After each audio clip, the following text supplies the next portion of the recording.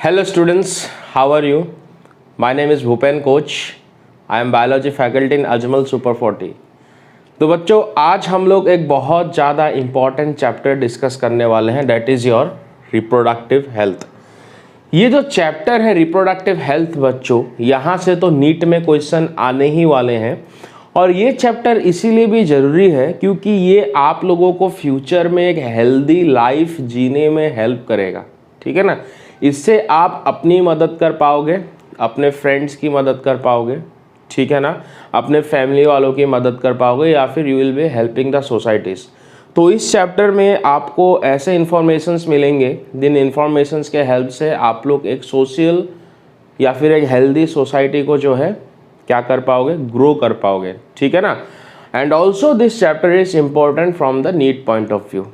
चलो तो हमारा जो चैप्टर है that is chapter 4 of class 12 reproductive health, इसको हम लोग स्टार्ट करते हैं। सबसे पहले रिप्रोडक्टिव हेल्थ क्या होता है, व्हाट इज रिप्रोडक्टिव हेल्थ, इसका डेफिनेशन को हम लोग जानने की कोशिश करेंगे। जो डेफिनेशन आपका दे के रखा हुआ है WHO ने, ठीक है ना। तो WHO के बारे में जब मैंने आप लोगों को चैप्टर 8 पढ़ाया था that is the human health and disease, तब मैंने कहा था this is an organisation, world health organisation, और इन्होंने कहा था द टोटल वेलबींग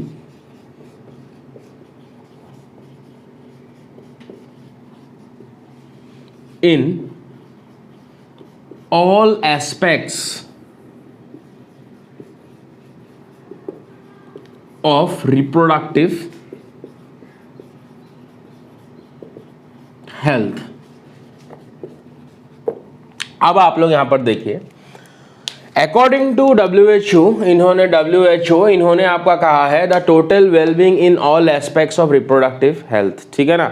अब ये ऑल एस्पेक्ट्स क्या क्या है, इन ऑल एस्पेक्ट्स में आपका आएगा social wellbeing, behavioural wellbeing, physical wellbeing and mental wellbeing, ठीक है ना।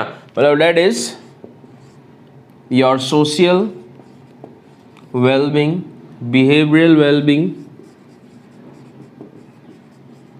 Okay, mental wellbeing and physical wellbeing. मैं बात को आप लोग समझ पा रहे हो, ठीक है ना। या फिर आप लोग मेंटल के जगह एक और वर्ड यहां पर यूज कर सकते हो, दैट इज द इमोशनल। मतलब एक कपल जो है, जो अपना रिप्रोडक्टिव लाइफ अभी, मतलब ऑब्वियसली जो कपल होगा उसमें मेल या जो फीमेल होगी दे विल बी ऑलरेडी जो है वो ऑलरेडी आपके क्या होंगे, रिप्रोडक्टिवली मैच्योर्ड होंगे, they will be having healthy functional reproductive organs, ठीक है ना, अगर उनमें कोई प्रॉब्लम ना हो तो। और उस कंडीशन में वो लोग ऑब्वियसली चाहेंगे कि जो है अपने प्रोजनी को लाएं, ठीक है ना। तो उसके लिए जो फीमेल है या फिर जो मेल है आपका, उनका सोशल लाइफ अच्छा होना चाहिए। अगर सोशल लाइफ में कोई प्रॉब्लम है तो उसके कारण भी उनके फ्यूचर में जो है प्रॉब्लम हो सकता है, ठीक है ना। मान लो सोसाइटी उनको सपोर्ट नहीं कर रहा है किसी कारण से, ठीक है ना, तो उस कारण से जो है वो अपने रिप्रोडक्टिव लाइफ को जो है हेल्दी मेंटेन नहीं कर पाएंगे। बिहेवियरल, अगर मान लो वहाँ पर फीमेल प्रेग्नेंट है और उसके साथ अगर गलत व्यवहार हो रहा है तो उसके कारण आपका क्या होगा, उसके हेल्थ पे तो असर पड़ेगा ही पड़ेगा, और उसके साथ साथ आपका क्या होगा, जो उसका मेंटल या फिर जो इमोशनल जो स्टेबिलिटी होगा वो आपका क्या हो जाएगा, बिगड़ जाएगा।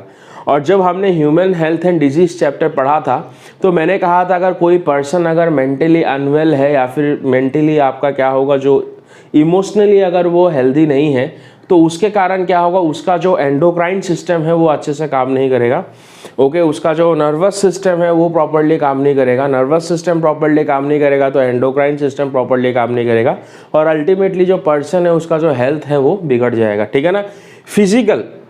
फिजिकली उस पर्सन में जो है कोई प्रॉब्लम नहीं होना चाहिए, ठीक है ना।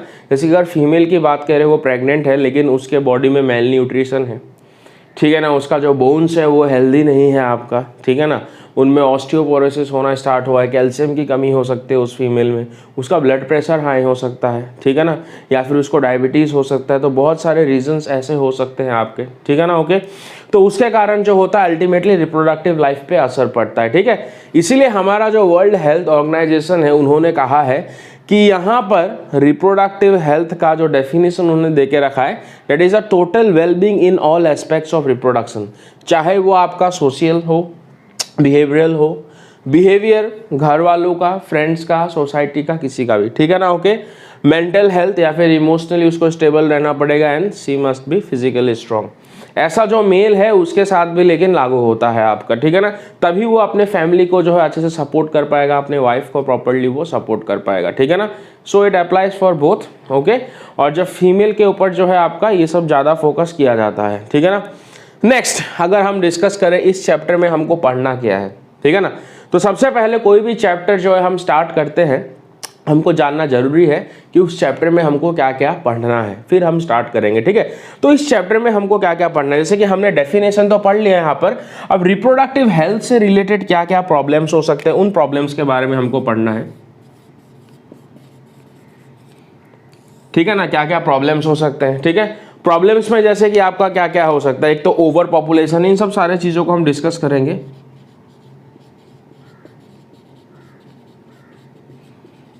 एक आपका हो सकता है ओवर पॉपुलेशन, दूसरा हो सकता है आपका MMR, that is the maternal mortality rate, या फिर इन्फेंट मोर्टेलिटी रेट, ये सारी चीज़ें मैं आपको समझाऊंगा, ठीक है ना।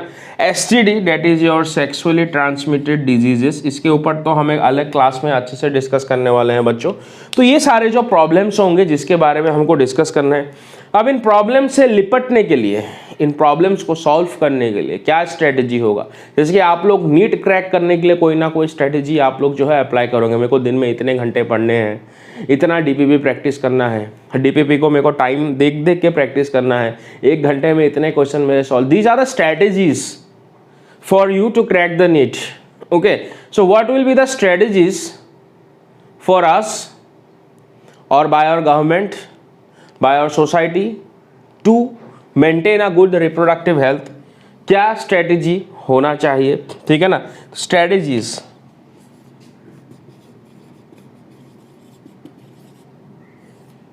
What would be the strategies. Strategies में सबसे पहले फैमिली प्लानिंग,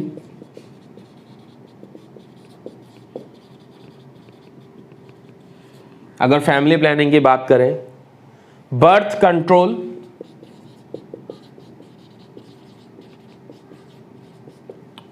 ओके।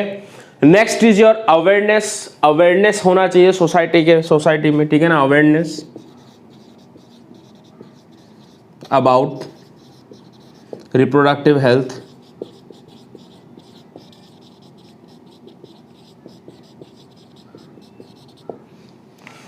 ठीक है ना। क्या अवेयरनेस होगा, कैसे होगा अवेयरनेस, कैसे अवेयरनेस क्रिएट किया जाए, हम डिस्कस करेंगे बच्चों, ठीक है ना। इसके अलावा और हमको क्या पढ़ना है, इसके अलावा हमको और कुछ 1-2 टॉपिक पढ़ने हैं यहाँ पर इस चैप्टर में, जैसे कि इनफर्टिलिटी।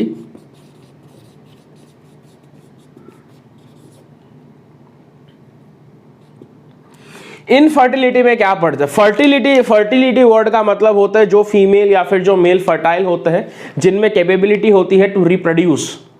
इनफर्टिलिटी मतलब कि आप लोगों ने सुना होगा सोसाइटी में कि ये कपल है, इनका शादी के अभी 5-6 साल हो गए लेकिन इनके घर में कोई बच्चा नहीं हुआ, दैट कपल इज इनफर्टाइल, ठीक है ना। अब इनफर्टिलिटी का जो प्रॉब्लम होता है वो आइदर मेल में हो सकता है, नहीं तो फीमेल में हो सकता है। आपका फीमेल में कुछ प्रॉब्लम हो सकता है। फीमेल में किस तरह का प्रॉब्लम हो सकता है, मे बी उसके फैलोपियन ट्यूब्यूल जो है डैमेज हो, मे बी उसमें ओव्यूलेशन ना हो रहा हो, या फिर उसमें ओव्यूलेशन हो रहा है, फैलोपियन ट्यूब्यूल भी सही है लेकिन फैलोपियन ट्यूब्यूल फर्टिलाइजेशन के लिए कोई प्रॉपर एनवायरनमेंट आपका प्रोवाइड नहीं कर पा रहा हो। ओके, मे बी उसमें यूट्राइन एंडोमेट्रियम में इम्प्लांटेशन नहीं हो रहा हो। There are lots of problems in the female. Male में भी प्रॉब्लम हो सकता है, जैसे कि ओलिगोस्पर्मिया हो सकता है मेल में, इरेक्टाइल डिस्फंक्शन हो सकता है आपका, ठीक है ना। तो जो ऐसे कपल होते हैं they are not able to reproduce, okay, उस कंडीशन को हम लोग कहते हैं इनफर्टिलिटी। लेकिन हमारा जो सोसाइटी है वो हमेशा जो है इनफर्टिलिटी का जो दोष होता है वो फीमेल के ऊपर देता है, but this is not true. Okay, there are 50-50% chances की जो है वो प्रॉब्लम मेल या फीमेल में हो सकता है, वो प्रॉपर चेकअप के बाद ही पता चलता है। लेकिन आज के 21st सेंचुरी में जो कपल्स आपके इनफर्टाइल है, they can also become mother and father. उसके लिए हम लोग कुछ टेक्निक का यूज करते हैं बच्चों, जिन टेक्निक के बारे में हमको इस चैप्टर में पढ़ना है। And this techniques are known as assisted reproductive technology, या फिर हम लोग कहें ART. Okay, this known as ART, that is assisted reproductive technology. ये किस तरह के टेक्नोलॉजी है। जैसे कि आप लोगों ने टेस्ट ट्यूब बेबी वगैरह के बारे में सुना होगा, है कि नहीं?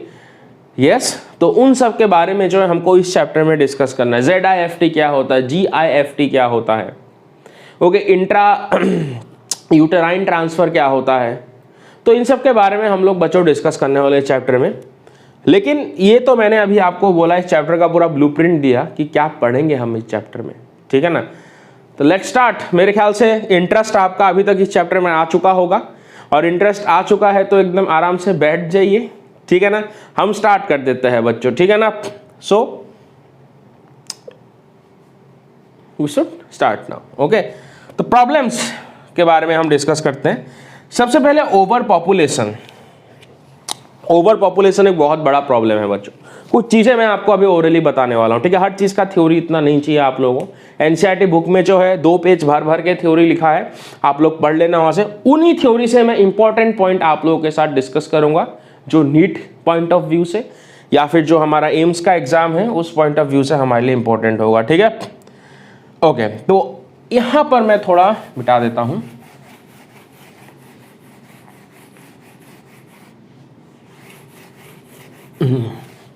चैप्टर का नाम भी मिटा देते हैं, चलो कोई बात नहीं। ऊपर हम लिख देते हैं रिप्रोडक्टिव हेल्थ, ठीक है ना।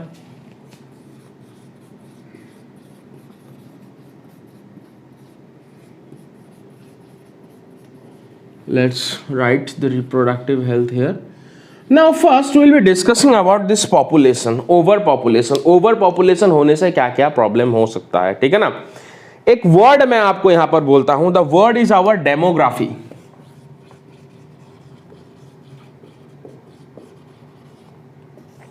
अभी हम क्या डिस्कस कर रहे हैं, प्रॉब्लम्स। प्रॉब्लम्स में मैं आपको क्या बता रहा हूं, ओवर पॉपुलेशन, ठीक है ना, ओके। तो डेमोग्राफी जो वर्ड होता है, जब हम किसी स्टैटिस्टिकल स्टडी करते हैं किसी ह्यूमन पॉपुलेशन का, उसको कहते हैं हम लोग डेमोग्राफी, ठीक है ना, okay. So this is nothing but statistical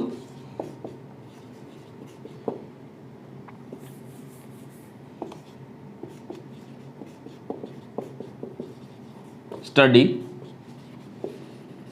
of human population, ठीक है ना, okay. Statistical study of human population मतलब ह्यूमन पॉपुलेशन का हम स्टडी इस तरह से कर रहे हैं कि हमारे पास डाटा है कि इस एज में, जैसे कि एज 0 से लेके एज 15 तक कितने इंडिविजुअल्स है इस पर्टिकुलर एरिया में, ठीक है ना। दूसरे पर्टिकुलर एरिया में कितना है, या फिर पूरे इंडिया में कितना है इस एज ग्रुप के जो भी पर्सन्स हैं, और इस एज ग्रुप के जो भी इंडिविजुअल्स हैं उनमें से स्कूल कितने जा रहे हैं, कितने ड्रॉप आउट्स हैं। तो एवरी इंफॉर्मेशन हमारे पास है, और इस तरह के स्टडी को हम लोग क्या कहते हैं, डेमोग्राफी कहते हैं, ठीक है ना, जिसमें स्टैटिस्टिक्स आपका क्या होता है, इन्वॉल्व होता है आपका, ओके। So like this. अभी एक और वर्ड आपको देखने को मिलेगा, सेंसस। तो सेंसस वर्ड क्या होता है, ये एक प्रोसीजर होता है जिसमें हम ह्यूमन पॉपुलेशन को काउंट करते हैं, ठीक है ना। So it is the procedure of systematically categorising information. So it is the procedure of systematically collecting information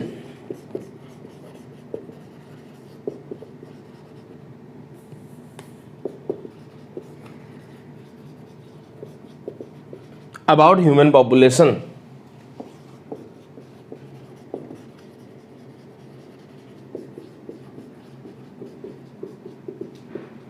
ठीक है ना। अब हमारे देश में भी बच्चों सेंसस चलता है, जिसमें हमारा जो पॉपुलेशन है इंडिया का उसको क्या किया जाता है, काउंट किया जाता है, ठीक है। और ये जो सेंसस है, अगर इंडिया की बात करें तो ये हर 10 साल बाद आपका किया जाता है। So it is done after every 10 years. और जो लास्ट सेंसस हुआ था बच्चों, वो हुआ था 2011 में।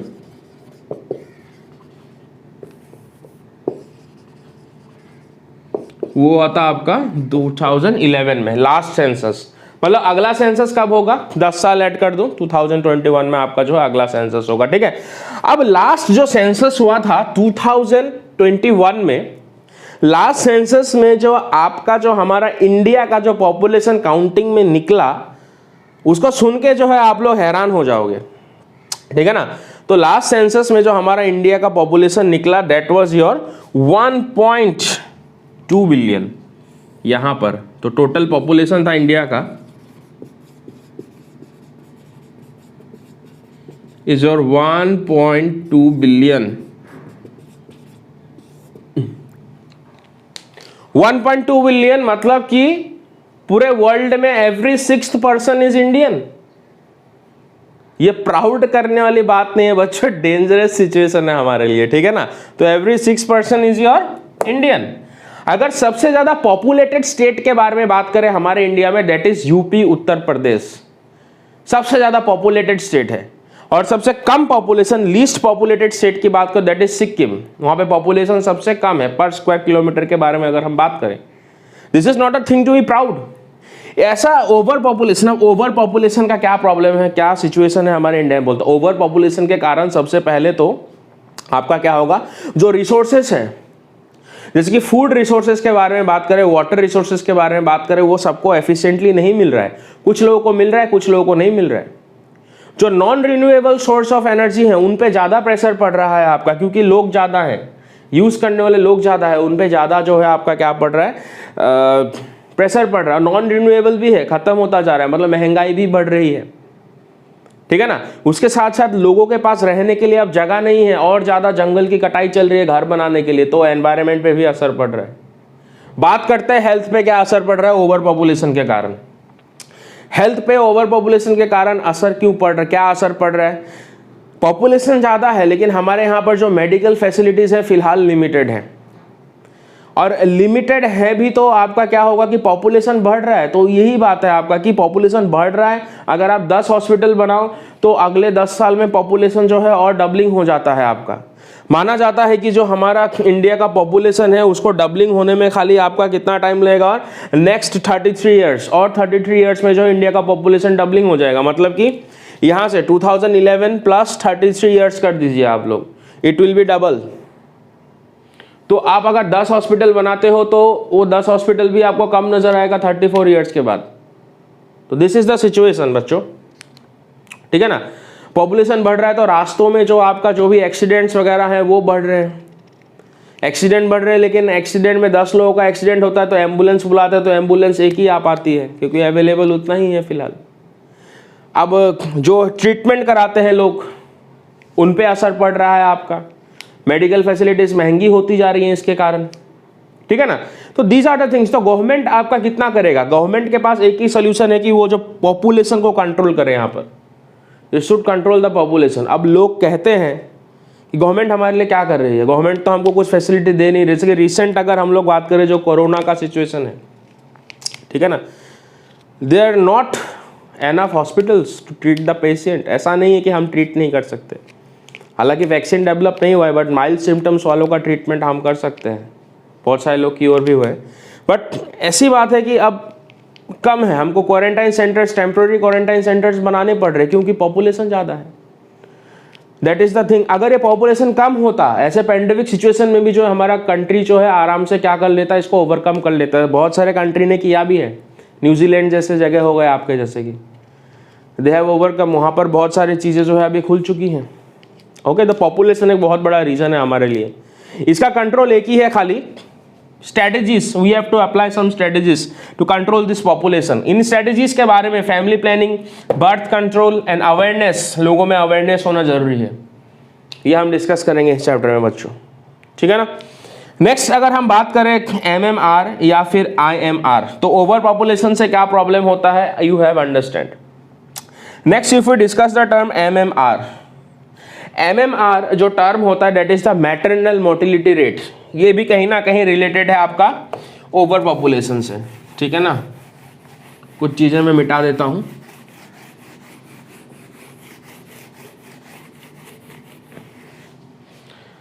जैसे कि अगर हम लोग यहां पर MMR के बारे में बात करें, that is the maternal mortality rate.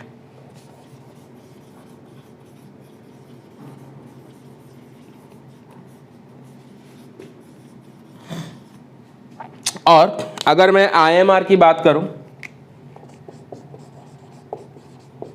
That is the infant mortality rate.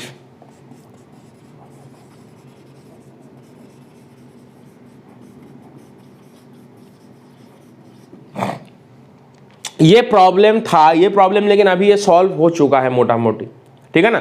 ये प्रॉब्लम मैं बात कर रहा हूं पूरे इंडिया में एज ए होल क्या प्रॉब्लम है, कुछ प्रॉब्लम का सोल्यूशन अभी तक नहीं निकला है, जैसे कि ओवर पॉपुलेशन, लोगों में अवेयरनेस है लेकिन फिर भी लोग नहीं कर रहे। These are the things. तो हम ये सब क्यों पढ़ रहे हैं? मेन एम है to create a healthy society बच्चों, plus to crack the NEET. Okay, तो नेक्स्ट जो है MMR और IMR के बारे में बता दूं। मैटरनल मोर्टेलिटी रेट, अगर हम बात करें इंडिया के बारे में, तो हमारा जो पुराना इंडिया था, मतलब कि आज़ादी के बाद या फिर आज़ादी के समय के बाद से, उस टाइम पे इंडिया में मेडिकल फैसिलिटीज़ उतनी अच्छी नहीं हुआ करती थी। ज़्यादातर जो बच्चों का बर्थ होता था वो उन्हीं के घर में होता था, उन्हीं के गांव में कोई एक्सपीरियंस फीमेल रही होगी जो आती है वहाँ पर बर्थ कराने के लिए आपका। लेकिन उसके कारण क्या होता है, जब कॉम्प्लिकेशंस आ जाते हैं बर्थ के टाइम पे, तो मदर का जो है कभी कभी सीवियर ब्लड वगैरह लॉस हो जाता है उस टाइम पे, या फिर मदर उस टाइम पे प्रिपेयर्ड नहीं होती है पार्चुरेशन के लिए, या फिर वो प्रेगनेंसी के लिए प्रिपेयर नहीं होती है, लेकिन लोगों में इतना नॉलेज नहीं होता है। द फीमेल गेट प्रेग्नेंट, ठीक है ना, उसको वो चाइल्ड वैसे ही कैरी करना पड़ता है, तो लेटर ऑन मदर का हेल्थ और ज़्यादा खराब हो जाता है। तो अल्टीमेटली पार्चुरेशन के टाइम पे जो है मदर का डेथ हो जाता है बच्चों। दैट इज नोन एज और मैटरनल मोर्टेलिटी रेट, जहाँ पर मदर का डेथ हो जाता है। और अगर इन्फेंट मोर्टेलिटी की रेट के बारे में बात करें, जो बच्चा होता है पैदा होने के बाद, वो कुछ कॉम्प्लिकेशन से आपका बच नहीं पाता है। जैसे कि आजकल हम लोग देखते हैं कि प्री मैच्योर्ड बर्थ होता है, मतलब 7वें महीने में ही बर्थ हो जाता है।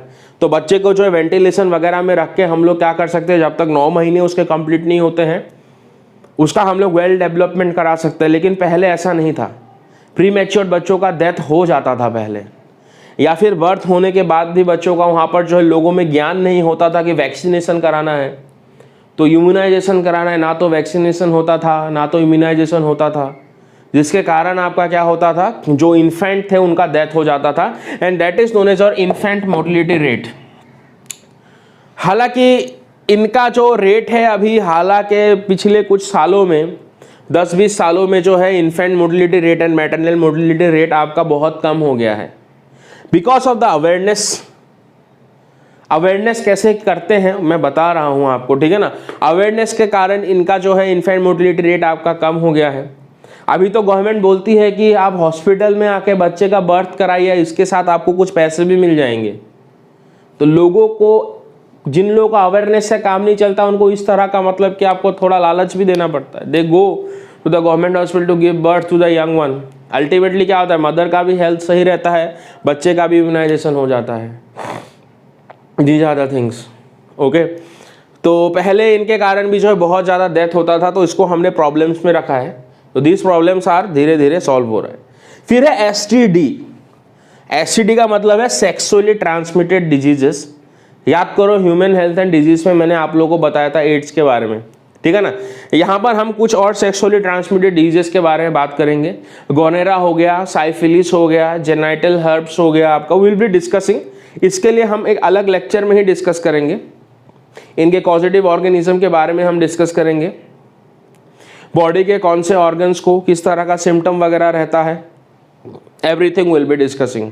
ओके, तो STD का हम एक अलग लेक्चर बनाने वाले हैं। ओके, अब बात करते हैं स्ट्रेटेजीज के बारे में। मैंने आप लोगों को प्रॉब्लम बताया, अब स्ट्रेटेजीज के बारे में हम क्या पढ़ेंगे, इन्हीं प्रॉब्लम को सॉल्व करने के लिए कुछ स्ट्रेटेजीज हैं, ठीक है। तो स्ट्रेटेजीज के बारे में आप लोगों को बताता हूं, ध्यान से सुनिए। तो स्ट्रेटेजीज में अगर हम लोग बात करें, सबसे पहले that is the family planning. Family planning ये नहीं होता कि हम लोग जो है पिकनिक के लिए जाएंगे 4 लोग मिलके, ठीक है ना, पिकनिक में हम लोग जो चिकन खाएंगे, that is not the family planning. Okay,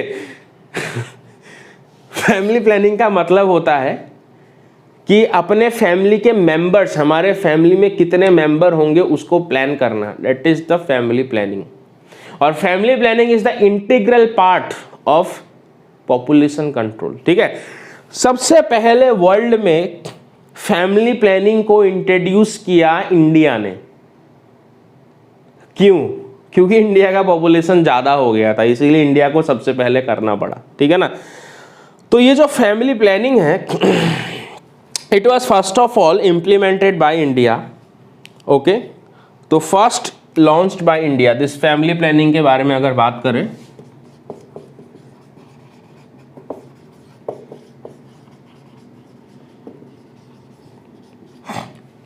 family planning तो फर्स्ट लॉन्च्ड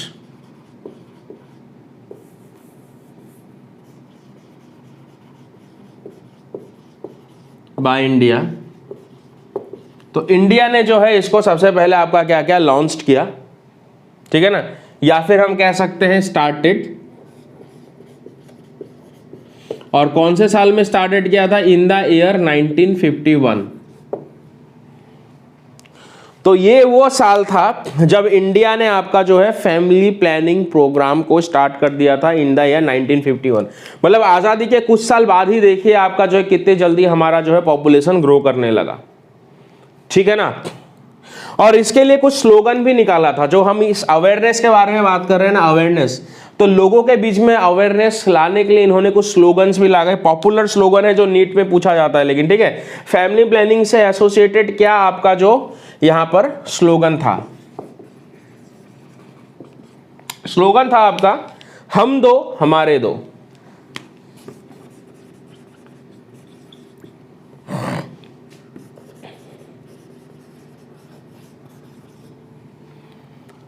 ठीक है ना, वी टू आवर्स टू, ये कहा जाता है इंग्लिश में, we two and ours to.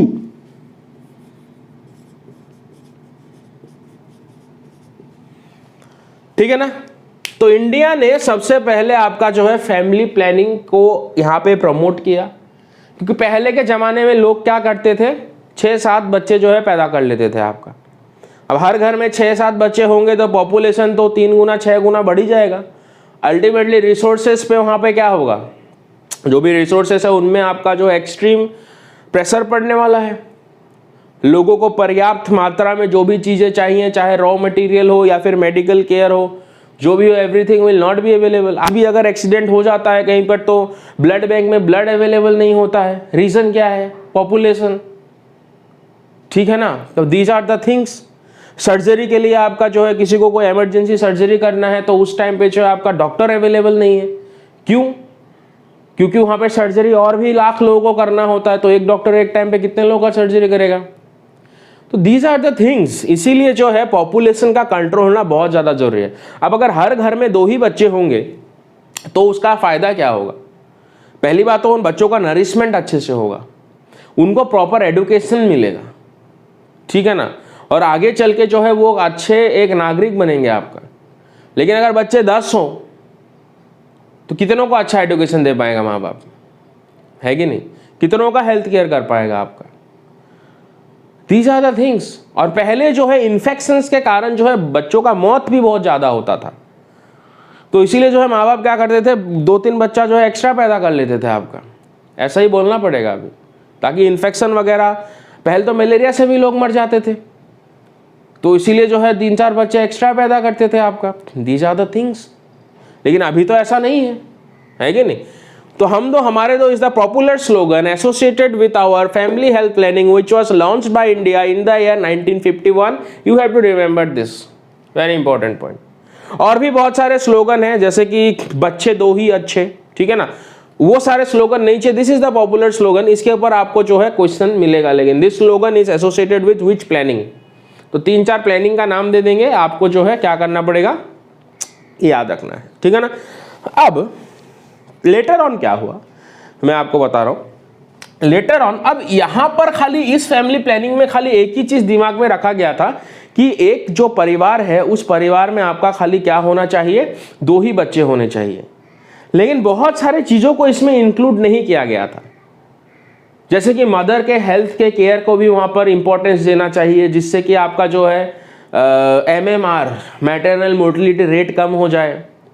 Birth के बाद बच्चे का वैक्सीनेशन होना चाहिए, जिससे कि आपका जो है इन्फेंट मोर्टिलिटी रेट कम हो जाए।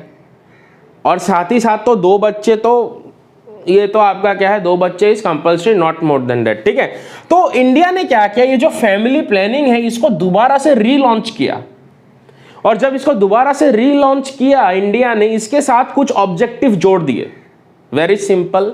ओके, पहला ऑब्जेक्टिव एक ही था, खाली 2 बच्चे, ठीक है ना। अब मैं इसको थोड़ा मिटा रहा हूँ, आपको बताना है हम स्ट्रेटेजीज पढ़ रहे हैं बच्चों, ठीक है ना। स्ट्रेटेजीज में मैं आपको फैमिली प्लानिंग बता रहा हूँ, फिर बर्थ कंट्रोल बताऊंगा, फिर अवेयरनेस बताएंगे, फिर लेटर ऑन हम लोग जो है इनफर्टिलिटी के बारे में पढ़ेंगे, ठीक है ना। तो सुनिए अभी आप, तो अब यहां पर इंडिया ने जो है इसको दोबारा से रीलॉन्च किया। This family planning has been relaunched, और इसको रीलॉन्च किया गया इन द ईयर 1997। अब जो है हम इसको फैमिली प्लानिंग के नाम से नहीं जानते हैं, अब हम इसको दूसरे नाम से जानते हैं, that is known as your RCH programme.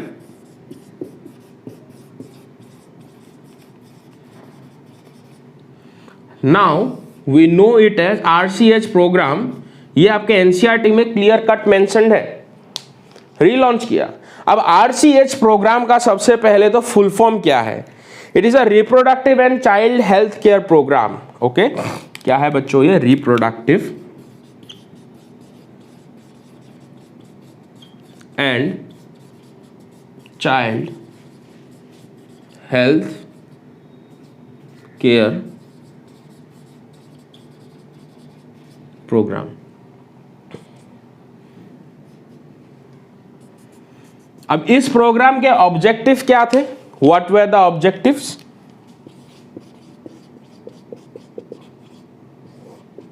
पहला तो ऑब्जेक्टिव यही होगा, स्मॉल फैमिली,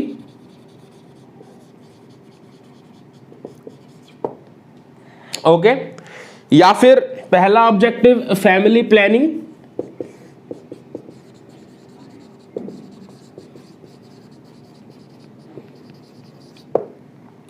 दूसरा होगा mother and child care,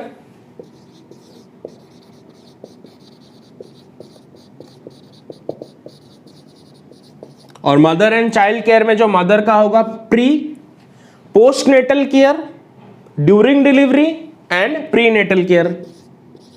prenatal care, delivery care, okay, and postnatal care. Simple सा है ये। क्या है प्री नेटल केयर? मतलब जब फीमेल प्रेग्नेंट रहेगी उस टाइम पे उसका किस तरह से केयर लिया जाए।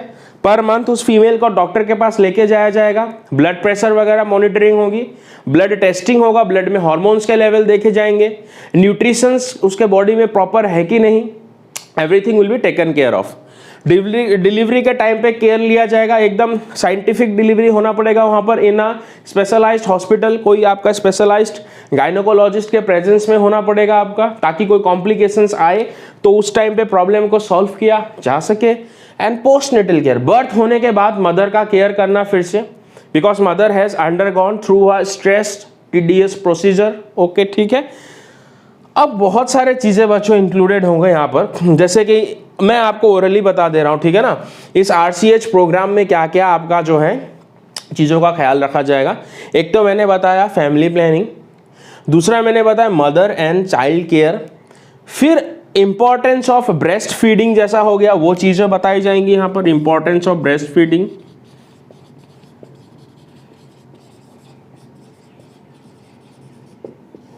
इंपॉर्टेंस ऑफ ब्रेस्ट फीडिंग, जो मदर का पहला मिल्क है वो फीड करना बहुत ज़्यादा ज़रूरी है।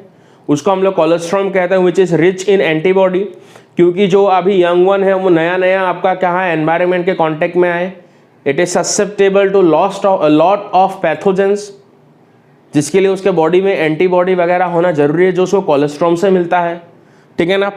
और क्या होंगे, जैसे कि STD प्रिवेंशन एंड केयर, इन सब के बारे में हम लोग पढ़ेंगे। इसमें ये भी इंक्लूडेड है आपका RCH प्रोग्राम में, STD प्रिवेंशन एंड केयर, ठीक है ना, ये भी इन्वॉल्व है। देन आपका जैसे कि एडोलिसेंस हेल्थ, ठीक है ना, एडल्ट हो गया वो पर्सन, अब हेल्थ का कैसा ख्याल रखना है, ठीक है ना, एवरीथिंग हैज बीन इंक्लूडेड। और यहाँ पर इम्यूनाइजेशन भी आपका क्या होगा यहाँ पर इन्वॉल्व होगा। Immunisation is also involve. और भी बहुत सारे एस्पेक्ट्स हैं बच्चों, लेकिन जो मेन एस्पेक्ट्स है वो मैंने आप लोगों के साथ यहाँ पर क्या किया, डिस्कस किया। ठीक है, तो अब जो इंडिया में आपका प्रोग्राम चलता है that is your RCH programme. इसके अंतर्गत जो है फैमिली प्लानिंग इंक्लूडेड है, mother and child health care. इसके आप लोगों को पता होगा कि हमारे गांव में जो होते हैं आशा कर्मी होती है, आशा कर्मी गांव घूमते हैं वो लोग, है ना। अब जिस घर में फीमेल प्रेग्नेंट फीमेल होती है उनके घर में उनका विजिट होता है उसका केयर करने के लिए, या फिर जिस घर में जो है कोई बच्चा पैदा होता है तो वहां पर भी वो लोग जाते हैं उसका प्रॉपर इम्यूनाइजेशन के लिए। These are all under your RCH programme. समझने की कोशिश कीजिए बात को, गवर्नमेंट इज डूइंग। लेकिन अगर मान लो एक घर में अगर आपके 10 लोग हैं, वो 10 लोग 10 बच्चा पैदा करके बैठे हैं, तो गवर्नमेंट, और ऐसे गांव में हर एक गांव में 100 घर है, it will not be possible. That's why family planning, population control, है ना, तभी तो होगा ब्राइट फ्यूचर सबका। Next, importance of breast feeding, then STD prevention and care and immunisation. Okay, तो ये सारी चीजें हमको किसके अंतर्गत मिलनी है, that is your under the family planning, जो रीलॉन्च हुआ in the year 1997 as your RCH programme. ठीक है, तो मैंने जो है आपको स्ट्रेटेजीज का पहला पॉइंट बताया। ठीक है, अब स्ट्रेटेजीज का अगर मैं आपको दूसरा पॉइंट बताऊं, बर्थ कंट्रोल, तो उसके लिए मैं अगले लेक्चर में आपको बताने वाला हूं। ठीक है, अब स्ट्रेटेजीज का एक और पॉइंट मैं आपको बताऊंगा, दैट इज द अवेयरनेस। अब लोगों में अवेयरनेस कैसे लाया जाता है। Okay, so let's discuss awareness. देखो, जब तक जनता जागरूक नहीं होगी तब तक कुछ नहीं हो सकता। ठीक है ना, अवेयरनेस।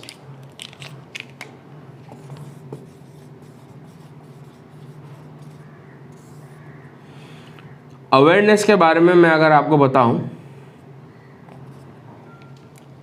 अवेयरनेस किसको लेके, रिप्रोडक्टिव हेल्थ को लेके, रिप्रोडक्टिव हेल्थ को लेके अवेयरनेस।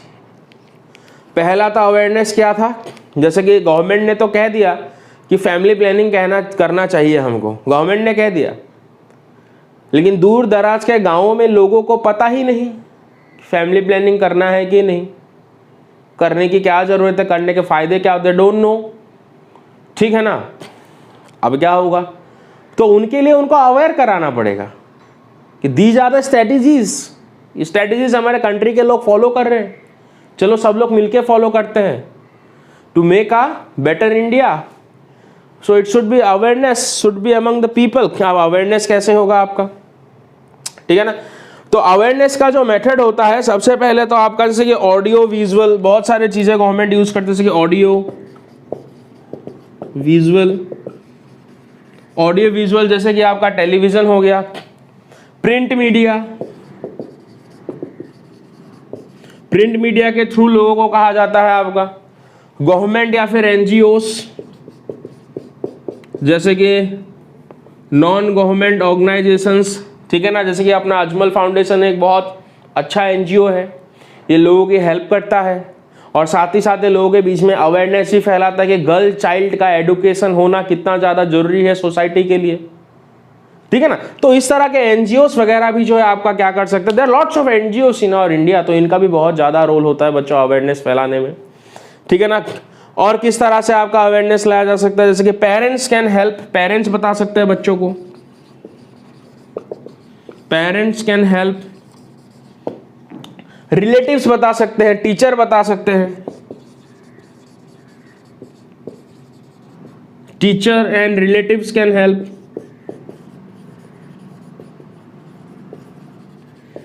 हेल्प किसमें हेल्प भाई, अवेयर कराने में हेल्प। ठीक है ना, तो ये सारे जो चीज, और यहां से जो क्या है अवेयरनेस मिलेगा आपको, लोगों को टीवी में प्रचारित किया जाएगा, लोग देखेंगे हाँ ठीक बात बोल रहे हैं ये, है कि नहीं।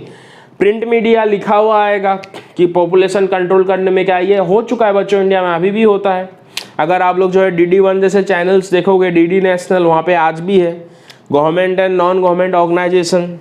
पेरेंट्स बता सकते हैं अपने बच्चों को, इसमें शर्माने की कोई बात नहीं है, टीचर रिलेटिव्स हर कोई हेल्प कर सकता है यहाँ पर। ठीक है ना, उसके अलावा बच्चों और भी होते हैं बहुत सारे चीज़ें, जैसे कि एक होता है सेक्स एडुकेशन।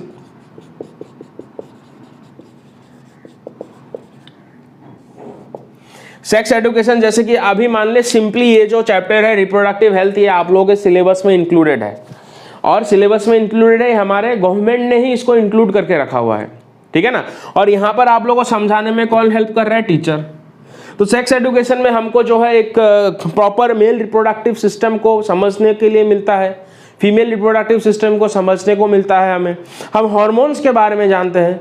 और आज इस चैप्टर में मैं आपको कह रहा हूँ कि हम लोग आगे पढ़ने वाले हैं कि ये जो हार्मोन्स वगैरह है, इन हार्मोन्स का लेवल कब हाई होता है, कब, ये तो पता है, मेंस्ट्रुअल साइकिल हमने पढ़ा है, और इस चीज़ को स्टडी करके हम कैसे बर्थ कंट्रोल कर सकते हैं, ठीक है। तो इन सब के बारे में जो एजुकेशन होना ज़रूरी है, और अभी आपको पता चल गया तो आप जाके किसी और को भी बताइए, तो वो भी अवेयर होगा, ठीक है ना। तो इस तरह से जो है अवेयरनेस लाया जाता है। जो छोटे से ही एक आदमी अवेयर होगा तो बड़े होकर वो गलती नहीं करेगा आपका। और क्या हो सकता है? Prevention and management of STD,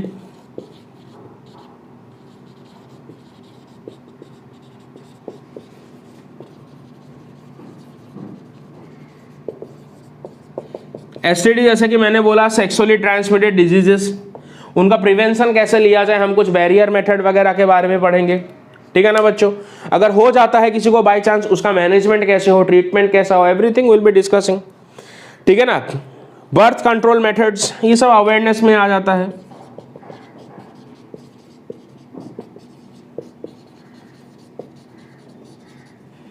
तो बर्थ कंट्रोल मेथड्स के बारे में पढ़ेंगे, जैसे कॉन्डोम्स वगैरह के बारे में पढ़ेंगे। गवर्नमेंट जो है इन सब चीज़ों को कैसे प्रमोट करता है, पोस्टर वगैरह लगाता है वो, ठीक है ना, वो टीवी पे एडवर्टाइज दिखाता है आपका, तो लोगों के बीच में अवेयरनेस लाने के लिए, ठीक है ना।